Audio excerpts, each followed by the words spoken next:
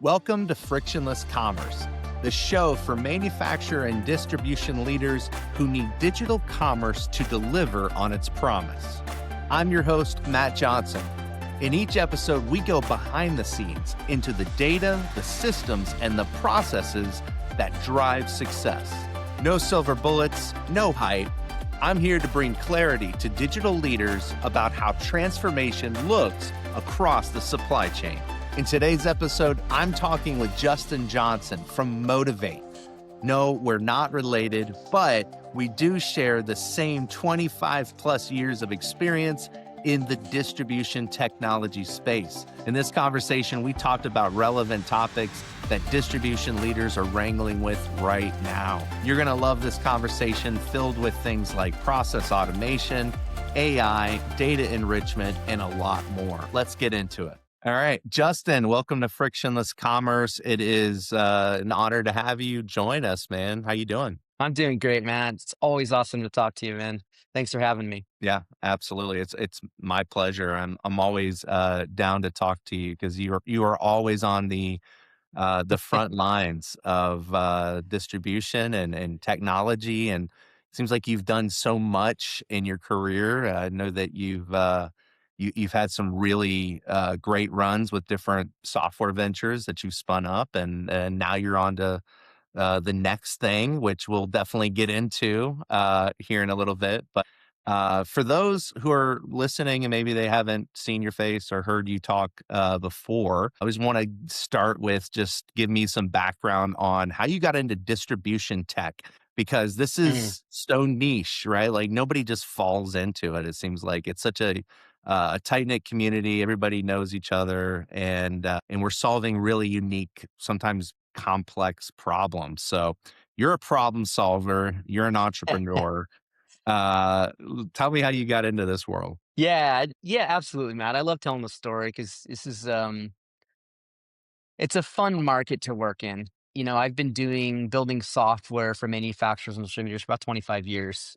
I was a developer out of undergrad and was fortunate enough to work for some really good companies. One called Engineered Software that did sort of piping schematic and, you know, pipe flow analysis. Was able to work with some of the legends, the Godard Abel, Chris Schutz in the big machines world, like early 2000s, right? Dot-com boom. And these guys were building this first CPQ product, configuration pricing quotation. It reduced reps that used to carry that 1,000-page catalog around to their accounts. We could digitize it, and the internet was finally starting to catch up. And so that was a lot of fun. That's really where I got exposed to the market, manufacturers, distributors, some of the challenges they have in their sales process. And then, this is, it's snapshot to current day. I went off and worked for some big companies and some other things, some high flying startups. And this is actually my fourth company. I was fortunate enough to build and be acquired three prior. But tried to stop working for a bit and realized I have too many friends in this space, and just went back to those friends in distribution and said, what are some of your challenges? And, I pride myself in product market fit with what I do. So it's listening to the customer, understanding those core challenges. And, I always think like the late Clayton Christensen, the Harvard professor that coined the phrase "a job to be done." Right? It's not about customers aren't looking for a shiny drill; they're looking for a quarter-inch hole in the wall to hang their picture. So if you think about that process when solving problems and understanding solutions, it's not the shiny object; it's what can really solve a problem, a pain point, whether it's a productivity gain, a cost saving, or a revenue growth. And I like to attack all three of those modules, right? Save a bunch of time, free up that time to introduce new tasks to drive more revenue. And that's what's allowed us to get a great product market fit right out of the gate with Motivate to, go back to the friends and say, hey, what do you think about this? And just keep growing. So yeah, it's an absolute blast. Love this space, love building technology for them to help innovate. To help with those tiny margins, get not at least 1 to 2% more, and then we're sailing. Yeah, exactly. Well, that's all it takes. And at scale, That's right. that's more than enough.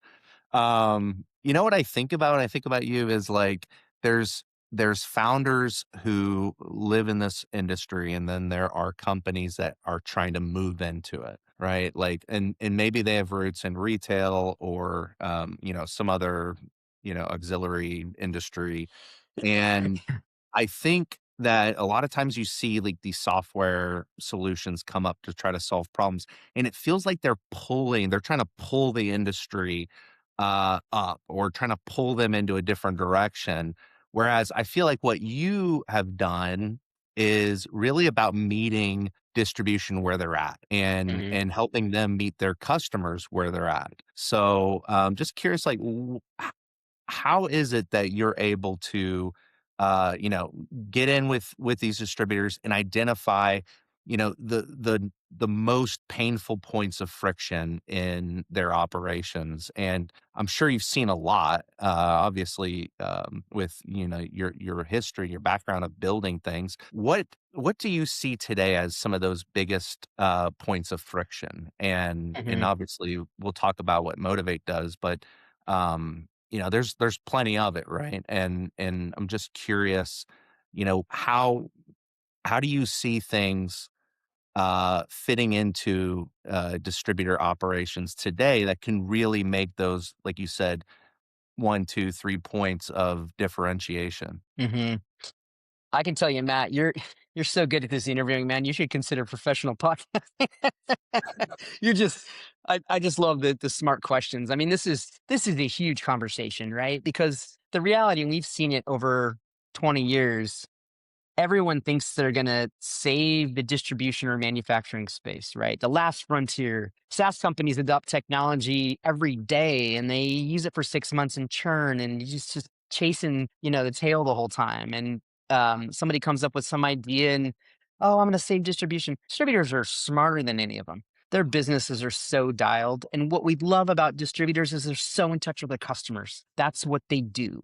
And so there's so much to be proud of in that space. And I think the reality is their businesses are great. They really are. And the last thing you want to do is go into a distribution company with technology and say, we're going to save it. We're going to change all these processes and everything else. The wrong approach. And there's a lot we see it every day. I mean, how many startups are popping up, AI startups right now, trying to do this or that or all sorts of things. They don't know anything about these distribution businesses. They probably never stepped into a branch themselves and made an order about how these folks work and challenges they've got. But you know what? They've solved those challenges over 50 years. And their customers love them. They know where to go. They get their products and their products are on the shelf and all these different things. So they are doing everything right in the distribution.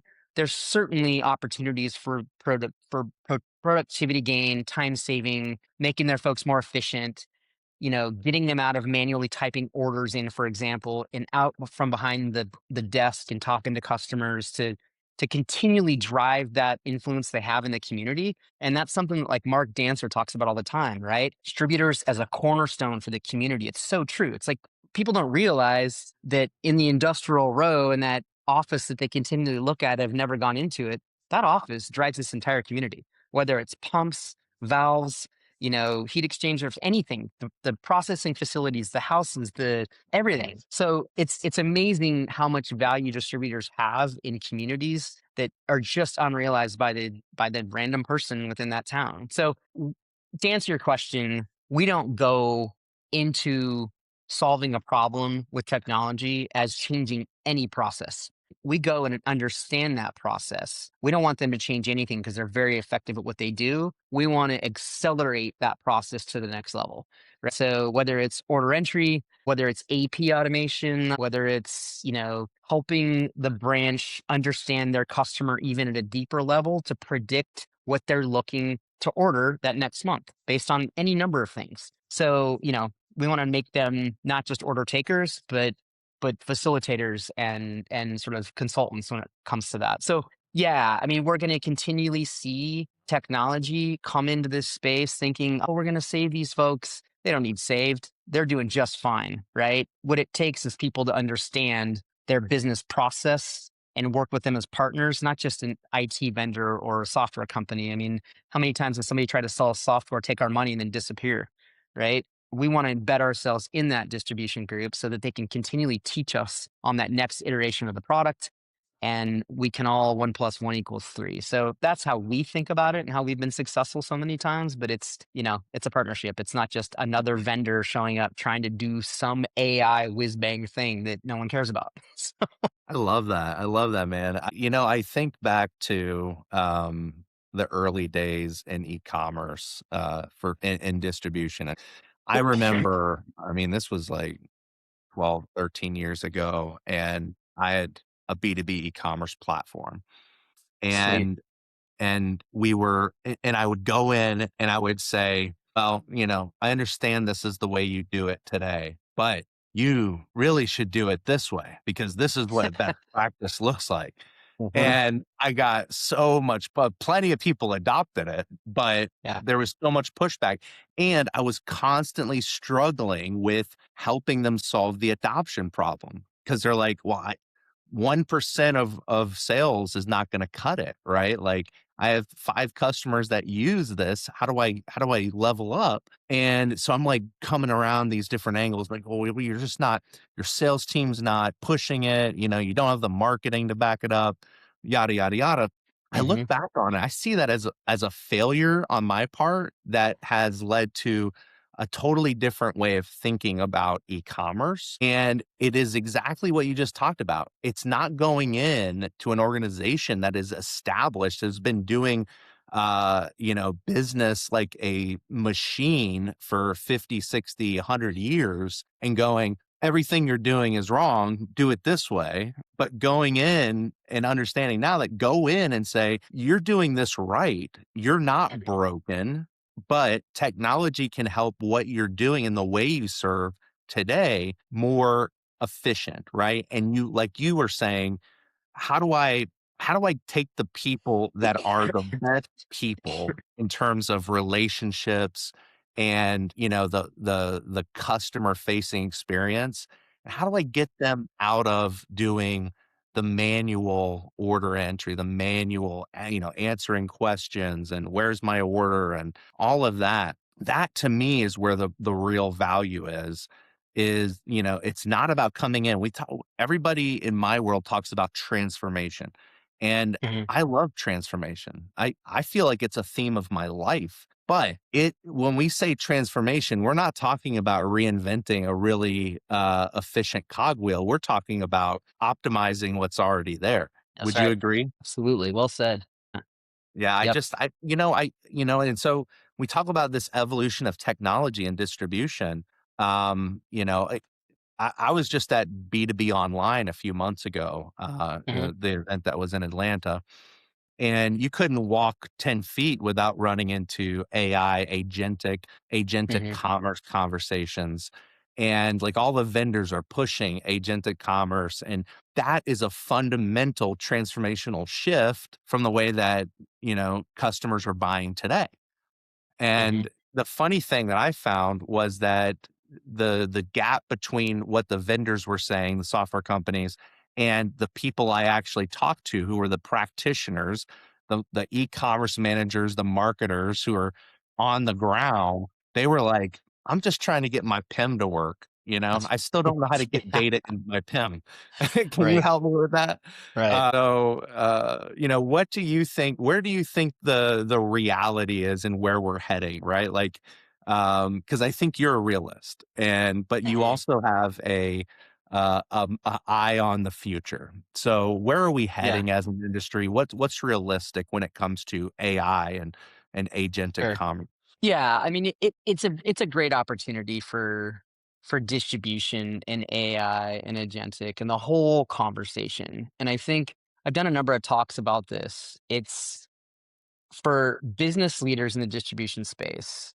You got to step back and you got to look at your end-to-end organization, and it's sales, ops, warehouse, accounting, all those functions. And I think the real low hanging fruit is for process automation and manual work. That's like level one. I say it all the time. I talk about, ROI with AI and the sort of model that we look at. And this is the same model that we looked at when we bought technology 20 years ago, but it's productivity gain, cost savings, and revenue increase. There are a ton of tools out there that do the productivity gain, right? And AI is great for that. It's awesome. I'll just use sales order automation or quote automation as an example. Everyone's got an ERP, P21, Eclipse, Infor, whatever it is, Sage. And to get an order that's an unstructured piece of content, so somebody walks into the branch with a printed out or handwritten note with 20 lines on it. They send you an email with an Excel file. It's all different templates. It's not a template. It's however they work. It comes out of their ERP. They bring their content in, right? And they expect the distributor to work with that. They don't want templates. So what happens is that a branch guy or somebody's got to go and retype that information into the ERP because there's no better way to get it in. It takes half the day from the salespeople, CSRs, branch folks. That's a great opportunity, right? Great opportunity with AI to automate a process. AP automation is the same thing. Compare the POs to the invoices. It's this line for line pick. Let's figure that out. Get really good accuracy and get that information flowing through so you can serve your customers quicker, get them quotes and orders faster. But the challenge here, when you think about a lot of this, is that is a productivity game, time saving. Some of these tools out there are charging you $200,000, $250,000 a year for a small to mid-sized distributor, right? To automate 30 CSRs takes half their time. To pay for that tool, they have got to cut half their team to pay 250K, right? Or at least 10 of the 30%. And there's not one distributor that I know personally that's going to do that. So they may not rehire if somebody quits, somebody retires. Maybe there's some underperformers that they don't bring, but we're talking like maybe 5-10%. So what happens after that? You just free up a bunch of time. What do they do? Well, without a plan, then those folks don't know what to do. They don't have a CRM. I mean, they do, but they're accounts. So you've got to give them something to work with it. And so Motivate, for example, has what we call sales insights, sales plays, looking at when they come to work every day, there's 10 tasks that tell them exactly what to do based on the highest margin customer, based on those customers that are starting to decline in health score, right? They haven't bought from you in a couple months and they used to buy consistently, all those different things that need to be realized. So back to the point of what does this mean and what's the opportunity here? It's looking at the organization. It's step one is automating the tactical work, the manual process, right? Because you can't introduce strategic tools like sales plays for somebody that's already got a full-time job, 8 to 10 hours. How am I supposed to deal with this if I've got 8 orders stacked up and customers waiting? You want me to do sales plays? Take a number, right? So free up the tactical work using Agentic and that process, and then introduce some of the cool strategic recommendations on how to grow their commissions and revenue for your company.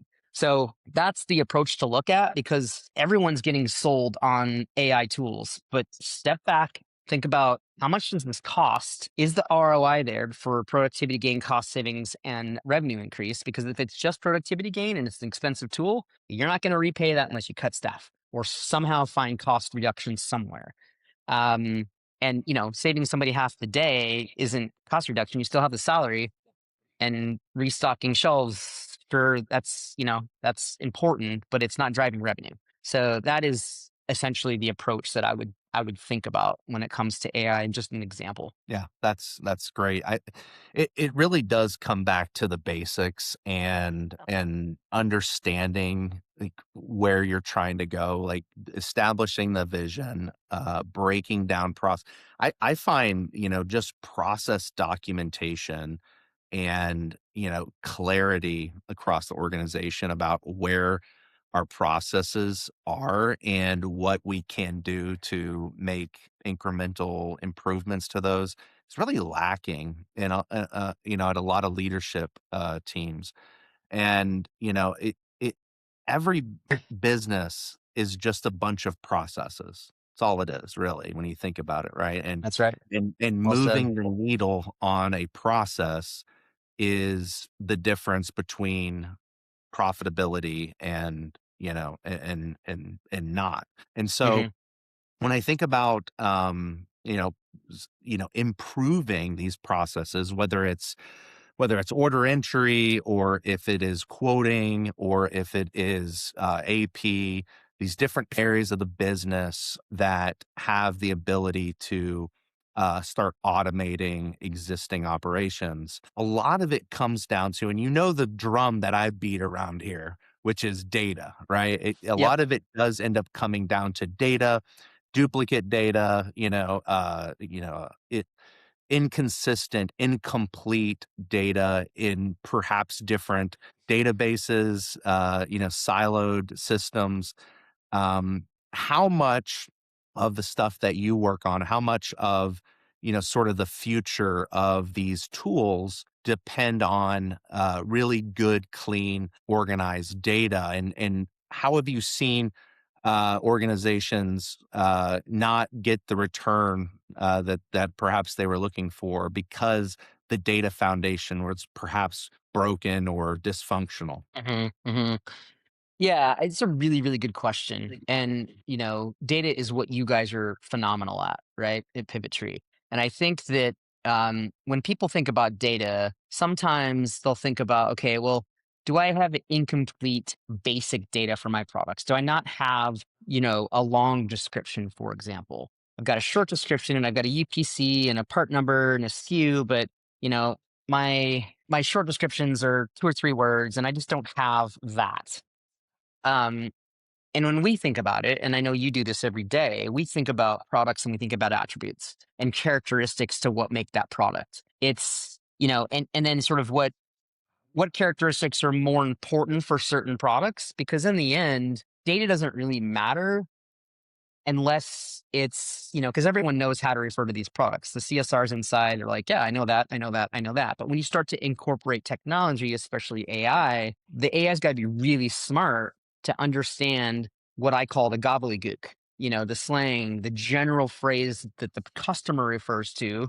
And we're never going to change that. They're the customer, they're the boss. They refer to what products they want, and it's our job to know what it is, right? And know what it is fast so that they get the product, because there's nothing worse than shipping the wrong product. So, there's a lot of AI companies out there that get into the game and find some OCR and an OpenAI API and think, oh, I've got a company. But the reality is they've not lived for 25 years like we have the real data. And I'm not talking about a catalog with a bunch of random stuff in it. I'm talking about the real rich, understand what that contractor is really referring to when they write on a small piece of paper. I saw a 4 square box, the most popular electrical part ordered, 4 to the power of 2 with a quantity.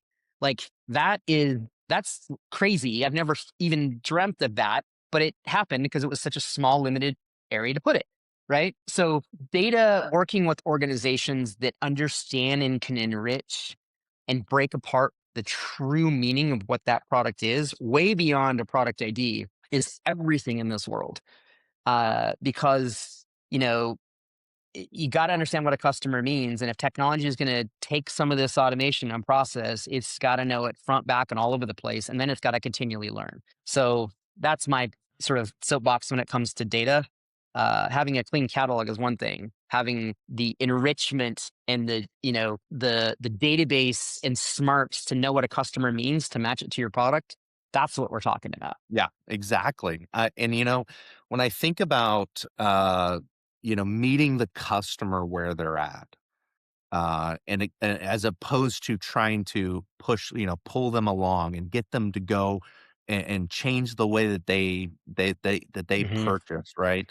That's just not going to happen, and that's a That's right. bad business strategy, right? At the end of the Hmm. day, what we're trying to do as consultants to distributors is to say, Mr. Distributor, how is your customer buying from you today, right?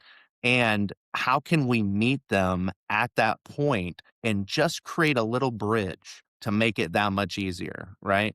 And there's another component to this, right? Which, I get excited about because when I think about AI and the ability to, listen to a customer request, use enriched data, use the attribute schema that's created in a good Hmm. distribution database, and then pull part numbers based on those attributes, based on the way that a customer describes it. That not only is super important in terms of being able to provide quotes and process orders exactly the way that they want to. Like I love that you've talked about this before, and I think even your website says, and it's like, whether your customer's writing on a scrap of paper or whether Hmm. they're, forwarding a PDF, right? You're able to take that order information, reference the database and bring back a quote. And that's super powerful. And there's also another piece of it that I think oftentimes gets overlooked, and that is how easy it becomes to train and to onboard the next generation of CSRs. And, this is I talk to a lot of distribution leaders. And I wonder if you see it the same way, but one of the critical, like, future, issues that we're looking at is the talent gap and the difficulty in finding people that are coming into the distribution manufacturing industry and going, yes, I want to be a CSR. I want to work in a cubicle and enter orders into a green screen every day. Yes, please. It's just, how do we make that job more attractive, right? And I think, Yeah. technology like Motivate is doing that. So what do you think about, Yeah. training that, onboarding that next generation? Yeah, I think I wrote an article for Distribution Strategy a few months ago. It was titled The Future of Inside Sales and CSRs. And it was about automation and higher commissions because the reality is there will always be people that want to make money, right? Whether this generation is interested in the parts like the previous generation was and understanding front and back and all over the place of how this all works, um, you can get people that want to interact with other people and sell products and make money. So if we can help automate the work that maybe is less interesting, the manual typing in of information and doing the match, and then giving this group, that may not know these industrial products, HVAC products, electrical products, but giving them the insights, the coaching, even within an application, and the person to call, who to talk to about it, and how to talk about it, right?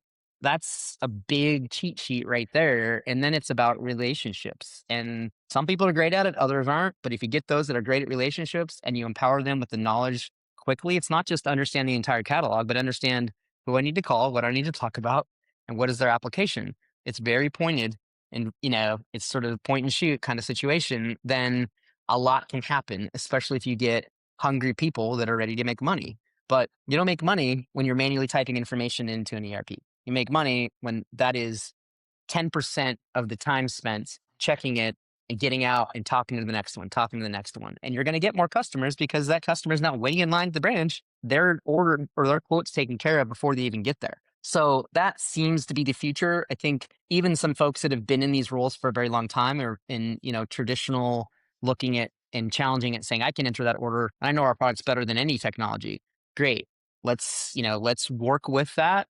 But the reality is when they see the magic happening consistently and the customers are being served even at a faster level, and then they can spend the time with customers because ultimately that's what they were hired to do, right? They weren't hired to manually type information in, but because these distributors got so busy, great, and volume grew, that's what they had to do because there was no one else to do it. So, you know, people should be paid well to build relationships and be in front of customers. That's what everyone wants to do and build up that community even more than it is. That's what we want to empower them to do. Love that. I love that. I think about just sort of like the meta narrative of our culture right now and where we're Hmm. heading, as a species, and just sort of this evolution of business in general. And it seems to me that the one of the exciting things about AI and automation, especially in very traditional businesses like the ones that we work with, is this return to humanity. Hmm. And what I mean by that is, like, it's this, okay, I never signed up to, type, data into a system. That's not what I feel like my purpose on earth is, right? My purpose on earth is to solve problems. We are creative people, right? We want to solve Absolutely. problems. We want to have relationships. We want to, make somebody else's job a little easier. And that's really what people are longing for, right? Hmm. And I think, what's exciting is that there is a whole host of different technology companies and, entrepreneurs like yourself who are going and saying, this is a problem. We have your best people who are spending 80, 90% of their day doing things that are not adding value, not solving problems, not building that trust and enriching those relationships.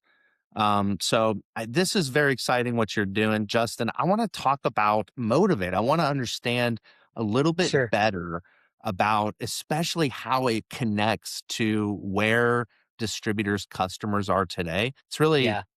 it gets me fired up when I think about how you guys are, meeting those customers, whether they're contractors in the field, whether they're in procurement. I think meeting the customer where they're at, making their job a little bit easier is at the core of distributor value proposition.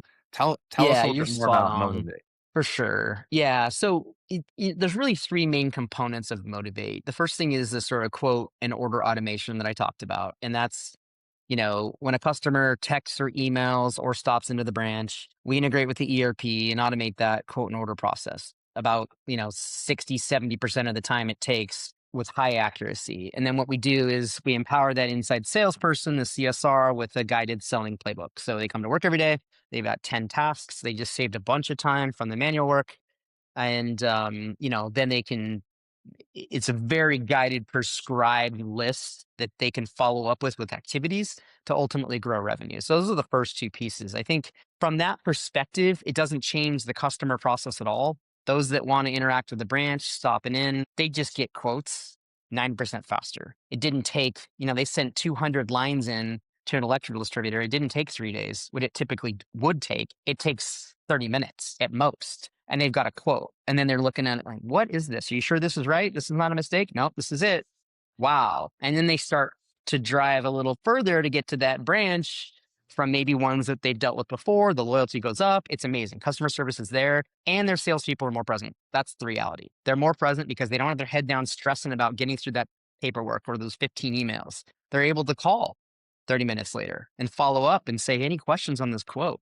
First of all, how did you get it so quickly? That's the response. When it comes to meeting customers where they're at, we were really, really good at taking an unstructured content from a customer, whether it's a PDF, a handwritten note, whatever, and enriching that catalog, understanding the characteristics, understanding what's important about that product, and matching it to the catalog at a high degree. So we took it another level, and our third sort of product we call PO to Cart. And this is a direct impact on e-commerce. And you talking about 20 years ago about, fixing the PIM system, letting customers know how to use the e-commerce site, all those different millions of dollars and hours and everything put into these amazing, robust e-commerce platforms. And you know it better than anyone, right? And the reality is, why aren't they buying? Like everything's right. Everything is perfect. Everybody did everything right. They modeled Amazon, right? And Amazon's a $1 trillion company. So why aren't B2B buyers in an industrial space buying on distributors' websites? And what we realized is that they have lists. They have PDFs of dozens of lists. They don't shop like we do on Amazon. The most products I've ever bought on Amazon at one time is like 3. And I'll take the time to search, to navigate, to do my thing, add things to cart and hit go. Well, now you're an electrical buyer, a contractor, and you got 50 items. You're not going to touch the website with that. Even looking up pricing and availability, which is a big part of that exercise, you're going to send it to the CSR and wait a couple of days to get back your quote. But we hear it all the time. Buyers want self-service. I heard it the other day. They said, I want to be able to get what I want, get an order confirmation that it's going to be at the branch when I come to work each morning, and I want to get home to my family, right? I don't want to have to call, talk about the weather, the sports team, wait at the branch. I want to execute it. This isn't everybody, but it's a lot and it's growing every day. So what we did with PO to Cart is we recognized this and realized that we're really good at mapping unstructured data, not with a knowledgeable CSR in the room, but just a customer. And we have lots of patent applications on it now. As you can appreciate, it's a special thing. But a customer visits a website of a distributor and literally drags and drops their file into the cart. And we do the mapping. We look at unit of measurement. We look at quantity. We look at everything. We look at existing order history, right? And then we load up that cart of that handwritten electrical order with 50 products in the cart, and they hit go. And it preserves all that awesome work that folks did on the e-commerce, whether it's the discounts, ship to, bill to, subset of products that are only reviewed by certain customers. It preserves all of that awesomeness. We just took a massive friction point, a huge friction point, frictionless commerce, right? Because they wouldn't use it. They wouldn't use it because no one's going to sit there and spend an hour looking up those products either to buy or to look at pricing and availability. And then we had a customer that said, I love this, but I am on the road all day and all I have is this, right? Why do I have to interact with a website? Some of these websites aren't even mobile friendly. So we said, great, we're going to create text to cart. So there's a phone number associated with the online buying experience that is associated with that distributor. They communicate it to their customer. The customer literally takes a picture of what they want, texts it to a number. There's no interacting with websites at all. We send back a link that already has their cart loaded with their products based on that handwritten note or Excel file, whatever, back of a 2x4, back of a roof shingle. We've seen it all. And that's how that customer is going to get the order confirmation immediately and then drive right home and see his kids, right? That's meeting the customer where they're at, removing all friction with commerce and allowing them to buy. And again, like talk about loyalty. People are shifting suppliers now because they offer this convenience and they don't have to wait 2 days for a CSR to get back to them. So that's a lot, but you can tell I'm pretty passionate about it, and I know you are too.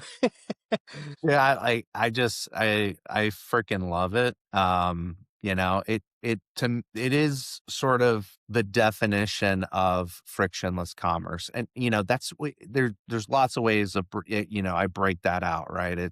There's friction in your internal processes, but what really matters is the friction between you and your customer and Well bridging said. that gap and figuring out how can I save that guy or that gal 2 hours out of their day, right? Hmm. And remove some stress from their life. I mean, it's solving real human problems at the end of the day. And that's what technology should do, not trying to force an operation into a model that it was never designed for. And Right. so B2B e-commerce is really about streamline the work. It's work. It's not shopping. I'm not going on a website Oh, I love to that. make Love that. comparisons, right? I'm not going on Yep. to make reviews or to read reviews. I'm Hmm. going there because my boss told me I need 1, 2, 3, 4 ABC. That's my job. And meeting them where they're at is what it's all about.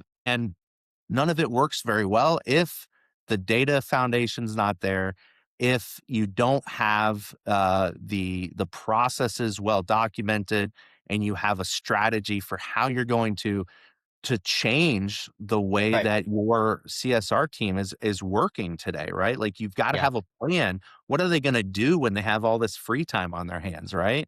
Yep. And having that sales strategy. So you're checking all of those boxes, really. You're saying, okay, the data, we're going to match the data, we're going to meet the customer where they're at, and then we're going to redeploy your sales team with checklists every day so that they know exactly what they need to do to add the most possible value to the customer relationship. That's right. Exactly. Yep. Well Yeah. said. And back to your point about data, I mean, you can appreciate most customers don't use part numbers, right? UPC, SKUs. You use what they're referring to the product as. And you can imagine our scenario here, dragging and dropping. If your catalog is not dialed into the enrichment process that Pivotry does and everything that it is, you're going to get no matches from, a 3-inch PVC pipe. I mean, which flavor of that? And the customer doesn't want to take the time to do that. So you have to be with your process so much smarter even than anything, right? To know exactly what that customer is referring to because you don't have a CSR sitting there. So I Yep. I can't I can't echo that your point enough about smart data, not just data and filling the gap for every one of your products, but what does this product actually mean after Mhm. a true enrichment process? And most don't understand that. It's funny you say that because, we talk about enrichment. Obviously, we do enrichment. We have Yeah. technology and we have services that will continuously enrich product data. But I've been thinking about it a little bit differently, and Uh-huh. really curious about, if this makes sense to you. It's not even so much an enrichment problem as it is a translation problem. Tr Yeah. Data has Yep. to be translated from a manufacturer who speaks a different language than a Yep. distributor. A distributor has to translate manufacturer data into the language that makes sense for their catalog and for their customers. And then they have to translate that to their customer, which could be talking about that product in 10 different ways, That's right. or ordering it in 10 different ways, right? And so it comes down to, how can I translate the supply chain data so that this entire purchasing process can move as smoothly as possible? Otherwise, you wonder, like, we ask ourselves, why doesn't e-commerce like generate more revenue in terms of, total percentage of sales? It comes down to this: the inability to translate data, and relying on some tribal knowledge in your sales team to be able to go, oh, he means, part number da da da da da. Like, Yeah. when they look at the back of that roof shingle, which I think Right. is hilarious. But yeah, I think it comes down to translation, and these tools have the ability to, really impact bottom line. Hmm. And that's what matters in distribution, right? If I can grow my bottom line, I can reinvest those dollars in top line revenue growth and redeploy my teams to value based activity. So it is really exciting times. And Justin, It you're on the is. very forefront of that stuff, and I'm excited about the future. I'm been watching Motivate and seeing what you guys have been doing. You're obviously a veteran. You know what you're doing here, and yeah, just excited to see where we're heading. As I want to wrap up, I just want to make sure everybody has an opportunity to go dig in. If you want to point people into to a good place to connect with you, or to learn more about Motivate, if there's any resources or anything that you want to share, yeah, I think that would be great. Yeah, absolutely. The website is gomotivate.com. My email is jj@gomotivate.com. I'd love to hear from everyone. I do a lot of sort of talks and things on essentially the ROI around AI, and really helping distributors understand the base model for that, so that they're not only choosing the right product, whether it's us or somebody else, but also paying the right amount for it. So those are the conversations that I love to have. But Matt, a huge fan of you, man. Thanks for the opportunity here, and all that you're doing with translating data. I'm going to use that. Translating data is a key thing, and Pivot Tree's at the leading edge of it. But you're right. If that information isn't translated, there's not much you can do with a lot of AI tools, right? And that's the reality. We have to understand how our customers refer to their products, because there's not a CSR there all the time, right? Or at all, especially if you're giving self-serve situations, and that's the magic of everything. So super Love fun. it. Love it, man. Justin, thank you for making frictionless commerce work for distributors. It's been such a pleasure having you. I can't wait to talk to you again soon. Awesome. Thanks, Matt. Appreciate you, bud.